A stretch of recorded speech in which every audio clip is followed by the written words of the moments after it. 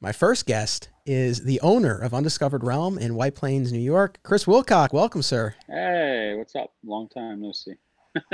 You're not kidding. I mean, we've texted over the past year plus, but this is the first time since I don't know February, March 2020 that we've actually spoken. Yeah, for sure. It's been that long. It's crazy. So how's it Feels like going? a couple months and like 10 years all at the same time.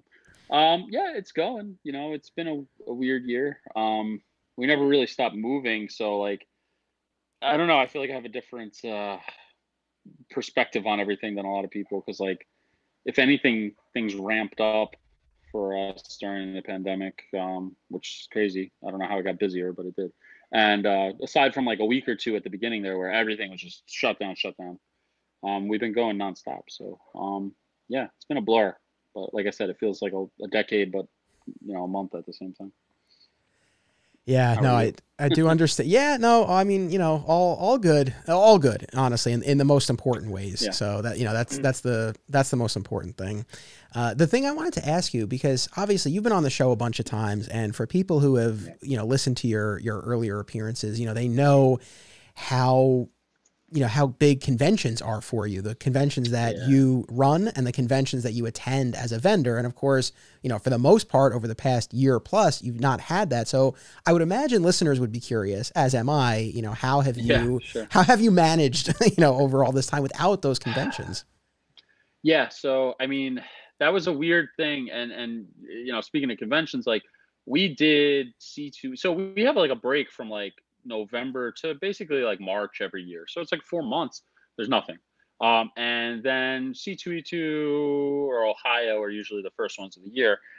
So we left, we went to C2E2. We were the 100,000 human beings, like right when all this started breaking, and the rumor, oh hey, maybe there's some in America, yeah, blah blah blah blah.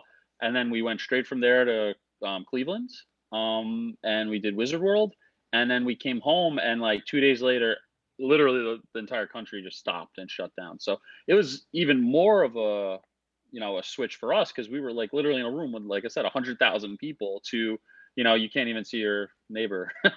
So yeah, it was weird. It was really scary because we didn't know what we were going to do at first. Income wise, all the bills are due, but there's no money coming in. And at that point, like we couldn't even have the store open. It was just yeah, it was scary times. And it seems crazy to think about looking back, but like at that time, I don't know if you remember, but everyone's like, oh, it's going to be done in a couple weeks. Everything will be back. We figured conventions would start up again around May or June, and we had our show in May, and we were still planning on doing it at that point, in March. So, it wasn't until like a month later where we were like, maybe this isn't going to happen. So, luckily, I saw the writing on the wall early on, and we pivoted really hard. I used those 2 weeks, like I said, where there was just nothing going on, and I redid our website. I like super went into SEO and Google, and we always had online, obviously, but it was a fraction of a fraction of a fraction of our sales. It was all in person or at conventions and stuff, and I just never had the time to really do what I had to do. So I'm stuck at home. Let me be productive, and that's what we did. And thank God, because obviously, we're 18 months later, and we so yeah, it paid off in dividends. Like our online exploded, and part of that because we redid everything, we adjusted all our prices, we got super competitive, and then also everyone was sitting home with nothing to do, and they got some free money from the government, and and there was luckily for so many people were struggling, which is sad, but there was a lot of people who were working the whole time too, and had more money than normal.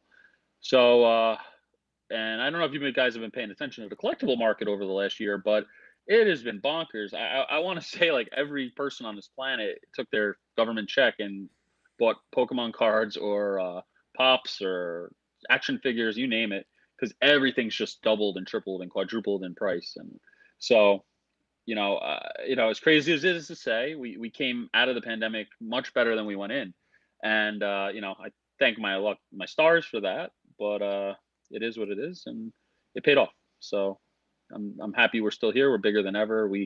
redid the entire store. We changed the game area. We put up more retail. We ordered more products. It worked out. Good. No, I'm so glad to hear that. And I've heard similar things from other retailers. The back issue market's really strong. I've been hearing from shops. They've been getting, new customers they've never seen before, people from out of town, out of state. I think that especially now as people are getting back out there, it's like they want to, they want to see something, new and different. 100%. Yeah. And I think people are, and I'm sure for every person that's like chomping at the bit to get out there, there's probably 10 that are just still, real weary about things. But the ones that are out there, they're out there, I got to say. And yeah, I don't know if it's just a byproduct of Google, because now we show up on, like, if you search for, like, I need a toy, it's going to say, hey, this store is, close by and this is what it has. And, we've seen a huge influx of new customers. I mean, we had a guy come in yesterday from Buffalo. He was like, oh, I was driving down this way and I heard about you guys. And like I said, I was like, yeah, thanks, thanks for coming in from like 10 hours away. So it's pretty cool. There's been a lot of that. So yeah, I think it's been that way across the board for most stores, I think. That's good. No, it's great. Look, people are always real quick to want to call a time of death on comic shops and collectible shops. And, when all of this went down, it was like, our shop's going to survive. And I know not all of them did, but, it's great to hear stuff like this. And I saw, and I've talked about this in other episodes, but like just so many instances of shops doing exactly what you just described, pivoting and figuring out like, okay, like what can we do? So leaning more into mail order and, on, Instagram live sales and like all that stuff. Yeah. And it's great to see. And I'm happy that it's paid off. Yeah, for sure. I think, and it pains me to see anybody close their doors, and there definitely were some that did. And, somebody said to me, the pandemic basically accelerated everything by 2 years. Like everything that was going to happen anyway has happened. So, stores that were on the ropes, unfortunately, it really pushed them over the edge. And, stores that might've been growing, as long as they played their cards right, it accelerated that way past where they are. They said e-commerce grew like, I don't even know what the actual numbers, but like 5 years ahead of schedule right now or something like that. And everything's scrambling to catch up. So, yeah, it's good and bad. Again, I'm very sad to see anybody go out of business, but yeah, of hopefully course. they were able to come. And, going back to conventions, I'm really curious to see who's there when they happen, not just attendee wise, but just stores. Like, how many stores never made it through? How many had to get a different job? I know so many people working at supermarkets or something because they had to have some money coming in, and that's a rough job. It's hard work, and give everyone all the credit in the world.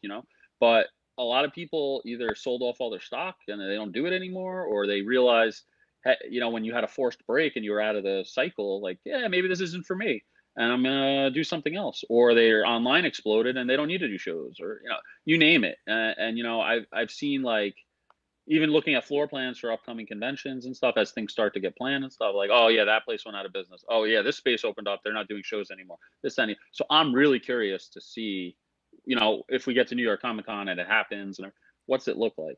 Who's there, who's left, and how many people. I've talked to 50 people that are like, I'm not doing any shows this year. I'll see what happens, and then next year we'll reboot. And I get that too. I'm kind of, as much as I love shows, I'm not looking forward to, I'm like figuring it all out again. We're kind of rusty. We haven't opened our trailer since last March, which means we have some hidden gems in there, I'm sure. And I'm not looking forward to the traveling and the setup and the breakdown. I love doing it. I love seeing everybody. That's going to be really nice. But and being home with my son for the last year has been like a godsend, which was the greatest thing that happened during the pandemic, because I was home for everything, every first word and step, and you name it. And it's going to be a lot harder leaving now that he can say, hey daddy, where are you going, than it was when he was just a ball sitting in a crib. So listen, I identify with that so much. I mean, the last time you and I podcasted, our sons are just a few months apart, and they were a lot smaller then, and we were comparing notes, in that podcast, and obviously they've gotten a lot bigger. But no, I mean, I'm with you. Like, that's been the the unexpected blessing of this, is just having all this time. I mean, like, and my wife and I, like, we've been working from home 100%. Yeah. Since this started, so it's like we're with him every day. So yeah, to sort of kind of move away from that is tough. It's going to be weird. Yeah. And, I'm thankful for it. It definitely, and I'm also thankful that they were the age they were, because they don't know. Yeah. They have no idea, and they're just starting to, at least for Jameson, and I'm sure your son's the same thing, just starting to notice things in the world, where, everything's opening back up. So it's going to be a perfect seamless transition, barring any catastrophes. So yeah, I'm thankful for that as well. It couldn't have been a better age. I can't imagine people who had like 6 and 7 year olds that all of a sudden didn't go to school, didn't have friends, didn't go outside, losing their mind in their house. So it's got to be rough. My hats off to those parents. I know I've had that same thought as well. It's like same thing. It's like I'm glad he was the age that he was going through this. And more recently we started taking him to this outdoor music class that's organized by some families where we live, and it's like we were a little worried because it's like he hasn't been around other kids, and we were like, what's he gonna be like? How, is he gonna know? And he took to it like he loves it. He's like yelling and dancing. He follows the music instructor around. Like he goes up to, like, he's so into it, and he loves it. And it really put us at ease, because there was a little bit of that fear of, like, after being inside all this time. 100%. I mean, he saw his cousins a little bit. His birthday was in July last year, so we had a birthday party, but just family. But like seeing him adapt. One thing we noticed, like we went during the pandemic. Once it calmed down a little bit, we went to our friend's house, and he had just started walking, and their daughter's right around the same age, like within a month or two, I believe. And she hadn't been walking yet, and or even trying. And they're like, oh, I don't know why, blah, blah, blah. She saw him walking, and like the next day started walking. And, and then he would go to his older cousin's house. They would do something. Next day he starts doing it. And that really drove the point home to me of like, wow, what are they missing out on? Because they're not learning all these things. Are they going to be, behind on certain things, or are they not going to figure it out? And, but yeah, like I said, we took him to the bouncy place earlier, and, he's just running around up to strangers and, having a ball, like he did it the whole time. And like, he couldn't figure out how to go up a slide last time. And then he saw all the other older kids doing it. Now today he's zooming up and down the slide the whole time. It's really, really cool. Yeah. I know that's awesome. Just jumping back to what you were saying before about, thinking that this was going to end quickly. I mean, I'm on the record, right? Because I was in the middle of my homecoming miniseries of my comic shop history, where Alternate Realities was going to return as a vendor at Undiscovered Con in 2020. And, we did a couple of episodes, and then, again, everything shut down. But like you said, at that time, we, thought it would open back up. So, I mean, there are episodes where I'm like, at the moment, we're hoping that everything will be fine by May, but we'll monitor the situation. It's like, my God, we're now past. But everybody was in the same boat. Yeah, but it's so crazy thinking back that we even thought that was going to be possible. But I mean, I mean, it's unprecedented, right? So I don't know if kinks and a lot of plans. Exactly. So now I don't know if you want to even get into this yet, but so have you thought about, I mean, I'm sure you have thought about, is there anything you can share about any potential plans for Undiscovered Con in the future?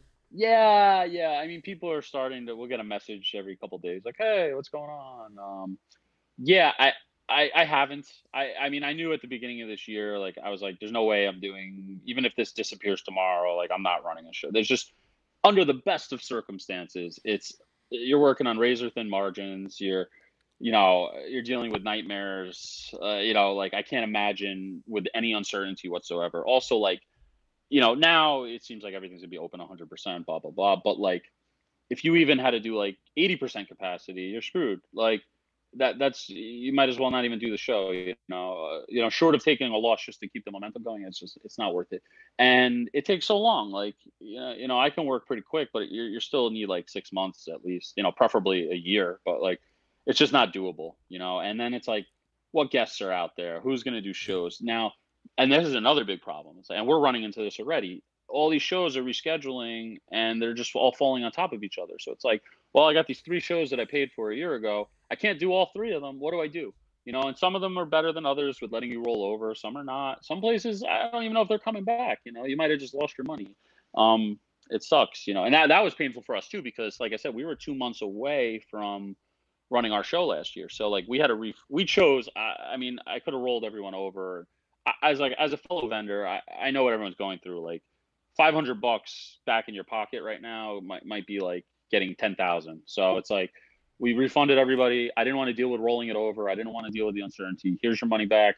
But it hurt. I mean, like we were, had no income coming in, and we had to refund, tens of thousands of dollars. So I'm glad I did it. It was the right thing to do. It made life 10 times easier. But, there's shows now that Yeah, and if we were any closer, there's shows that were going to happen a couple weeks later. They already spent all that money on marketing and non-refundable costs, so that money's gone. So like, your hands are kind of tied. Like you can't, it's not like they're trying to screw people over, but they also can't, make money appear out of thin air. So I feel like we got so everything worked out as best as it could, but yeah, so I guess also our venue is still a vaccine site. So like, Right. what are they going to do there? Is it going to be like that for the next 6 months? Is it going to not be? Are they going to be back to doing shows? We have no idea. We haven't heard anything. So I can't plan anything. So we'll see what happens. And, but I kind of need to know in the next month or two, because I got to start working on next year, even 10 months away. Right. So, yeah. And I had a couple ideas too about using some other venues. There's a lot of empty space, a lot of places now. A lot of places went out of business. So I want to look into some things, maybe do something else. So we'll see. Cool. We'll Well, report back. yeah. Well, I'm excited, whatever and whenever, this happens, I'm excited and happy to help however I can and spread the word and all that Sure. good stuff. Thank you. Yeah, no, of course. Jumping back to this podcast and your history on it. I mean, you made your debut here in season 2 for the King of Yeah. Pops episode.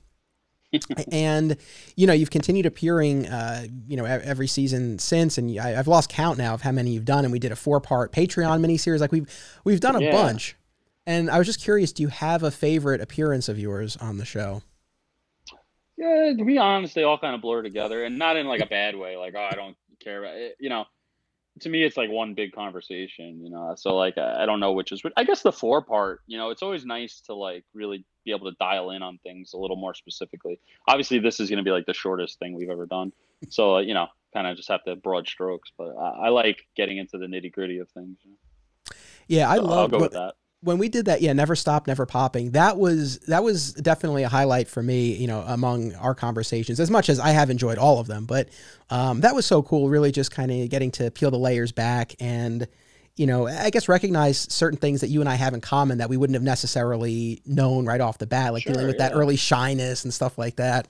Yeah. So yeah, that was really cool. Looking ahead, as you know, and as people who've been following me know, it's been quite a content boom in recent months for me. I've been doing a lot of It's been cool. podcasting. It's been fun. Honestly, I mean, it's kept me busy and it's given me a creative outlet, and it's allowed me to have conversations with people where I'm not otherwise seeing them. So, and it's been a fun period of experimentation for me with the podcast, and finally delving into video podcasts, which I know is something that you had been an advocate of. Yeah, I'm just happy to see it. So, I've been trying out a bunch of different things, and now some of the shows will kind of be winding down, and I'll really be focusing on the Superman show, Digging for Kryptonite, primarily. But I like the idea of sort of doing like special event series, just like 6 or 8 episode things on topics that I might be interested in, and I just want to have the conversations. So there's something That's cool. There's something I'll be doing, I think, a little bit later this year. And then, next year, you and I had talked about this, and I think maybe next year will be the time to do it. But I want to do something on Power Rangers. Oh, yeah. And there are a few other people who I would want to get involved, but you would be my main guy. And I think that between the, the new comic book series, which has been very well received, as well as those old Mighty Morphin episodes that we remember so fondly. I feel like, I don't know, those are just some conversations I would love to have, because when I've gone back and I've rewatched some of those episodes, it's like just fascinating to revisit with adult eyes, and I think we would have some fun conversations. Yeah, I definitely, I would love to do that, and I think that's something that could be really cool, because we could get some of them Rangers as guests probably pretty easily, because I have direct lines with a lot of them. So. That's right. You sure. Yeah, you do. I know that could really kick things up a notch. So, so I think that's something to kind of, maybe people could look forward to that in the future.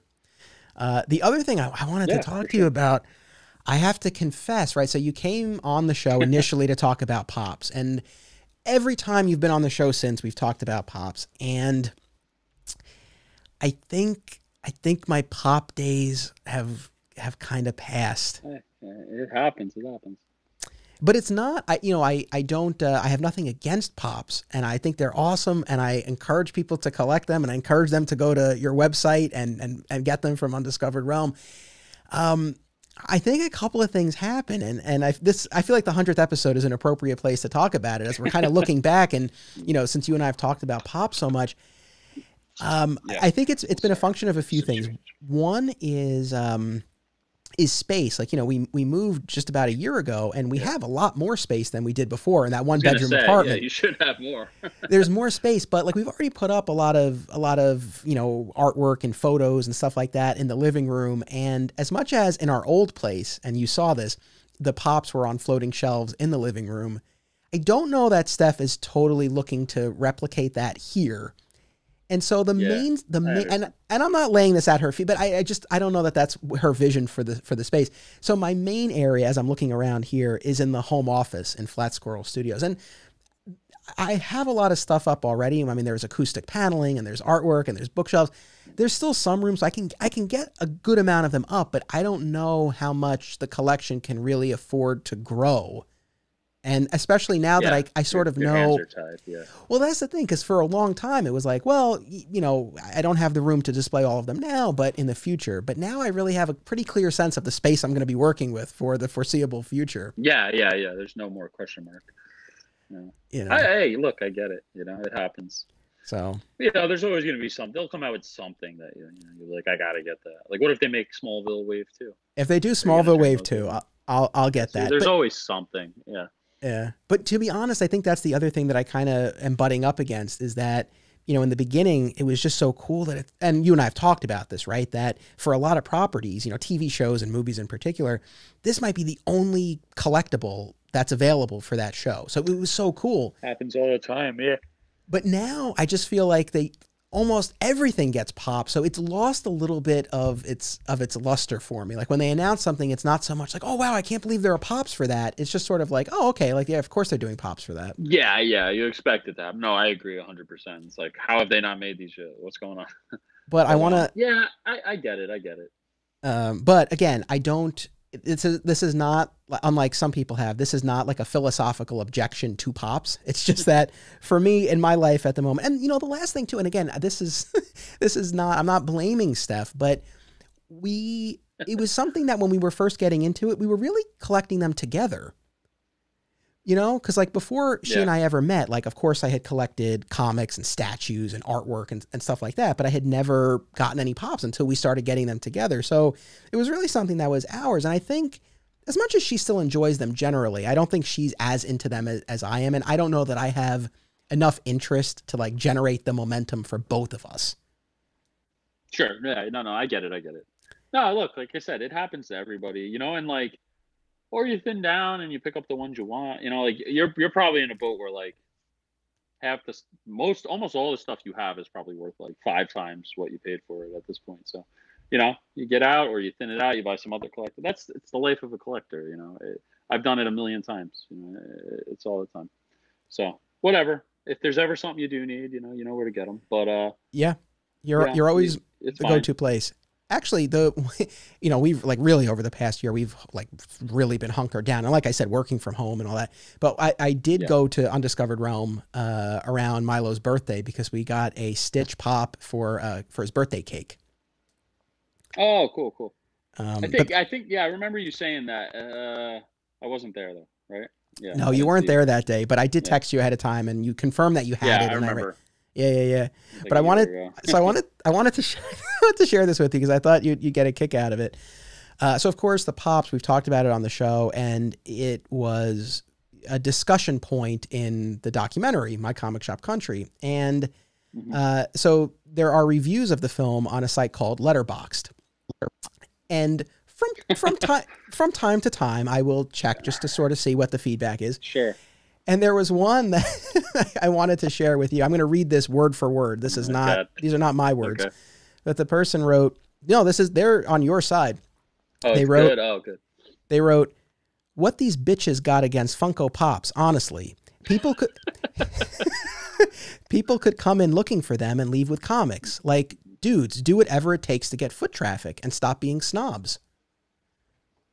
It's true. I mean, it's the ultimate like Trojan horse, we get all sorts of people in, and then they start buying all sorts of different things, you know. So he's 100% right. I get it, you know. There's always the purists, you know. It's like every store's got their rules, you know. I hate Star Trek. I almost never carry Star Trek. You know, there's no reason. It's money. People come in and buy it. They're fanatical collectors. I just you know, we have our rules, and we go buy them. So, but Yeah. he's right. You know, they're losing out for sure. But I just wanted to But share that's that. pretty funny. I mean, you I essentially like made. that. I mean, you basically made the same point in the movie. You made it in a more diplomatic way, but that was the gist of it, right? Is that people could come in looking for that and leave with something else, and you know you can you know, it's like why limit yourself? Yeah. You know, if Yeah, if there yeah, and is then a market for it. exactly, and the general public, that's what they're looking for. They're not necessarily looking for comics or whatever else, you know. So you got to get them in however you can, especially in that industry. You should be happy. You know, every dollar is like makes all the difference in the world. But hey, whatever, more for us. Yes. I'm fine with it. Well, listen, I appreciate Yep. having you as part of this 100th episode celebration. I'm glad to catch up with you a little bit. Yeah, for sure. It's funny because I know I've said this before, but like people have heard, if you take away our text conversations, people have heard the vast majority of the conversations we've had. It's like usually when we're talking, it's doing something like this. Do you think Yeah, one day like you will just hang out? I don't like that ever happen. Yeah, I mean, you know, truth be told, and this happens all the time. Like I have friends that I've had for 20, 30 years, right? And like I almost never see anybody unless I'm working. Like I'm working so fucking much. Like sorry for cursing. But I'm working all the time, so it's like I'm lucky that I get to work around a lot of my friends. Which, you know, keeps me from going crazy, I guess. But like yeah, it's rare that I see anybody else, you know. I went to my friend Lou's house. We've been business partners for, I don't know, 13, 14 years. I've known him from, you know, 20 probably at this point. And I went to his house for the first time last week, and he's had it for like 6 years or something. It's like, it's just, it is what it is, you know? So, but yeah, I would be happy to hang out. You know, if you ever have something going on, you let me know. Yeah, maybe like, I was thinking about that too. This summer is coming up, like, you know, Jameson's birthday and stuff like that. And, you know, they should probably meet. They're the same age. They probably get along pretty well. So Yeah. yeah, once you're comfortable being out of the house again, you let me know. I have a different set of. I've been out of the house since the second week of the pandemic, so this is nothing to me anymore. I'm so used to it. Yeah. So, No, I get that but totally. But no, that sounds like a plan. So I hope everyone will check out Undiscovered Realm and Addicted to Ink, your tattoo shop as well. yeah. We didn't get into that. That was a fun 6 months. We moved, so yeah, it's been a crazy time. Let's just, well, we got stuff to talk about next time. It's fine. But yeah, undiscoveredrealm.com. Please check it out. We have the cheapest prices around. Literally, we're not allowed to sell them any cheaper than we do. So you can't beat it. And we just started doing free shipping on $75 and up. So like we have everything. Stop on by. We appreciate it.